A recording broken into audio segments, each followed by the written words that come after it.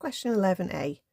The curve C is given by that equation. Find the value of dy by dx at the point -1, 3. Okay, this seems quite a nice one. The implicit, we have to watch out for the product, and let's just do the working out for that here. So the product rule is uv dash plus vu dash. So if my u is x squared, my u dash is 2x, and my v is going to be y. So when I'm differentiating a y term, I differentiate it normally and multiply it by dy by dx. Okay, so we've got that prepared. Let's just launch straight into the process. So implicit differentiating, which is what we're doing, you differentiate along the line and your dy by dx's just sort of appear as you go along every time you differentiate a y term. So x power 4 differentiates to 4x cubed. Then you've got the product, which is the u times the v dash, so it's the x squared times by the 1 dy by dx, plus the vu dash, so that's the y times the 2x. There's no dy by dx in that term because that's not where we've differentiated the y. So that bit's the product. Then we move to the y squared, so we differentiate that as a 2y dy by dx. And then the number always differentiates to a 0. You could equally well have more algebra terms on the right-hand side.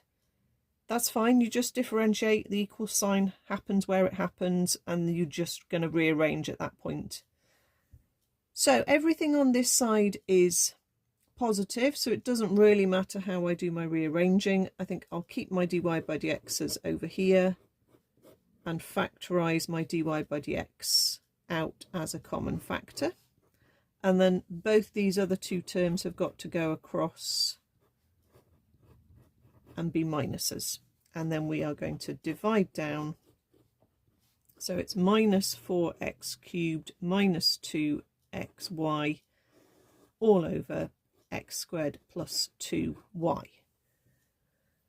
Okay, if you take the minus sign out as a common factor, which you could do, then you would write a plus in the bracket. So you have to be a little bit careful as you're writing fractions like this. If you have, as we had here on the top, both your terms are negative, if you had written that as minus 4x cubed minus 2xy, and then you put the line under like that,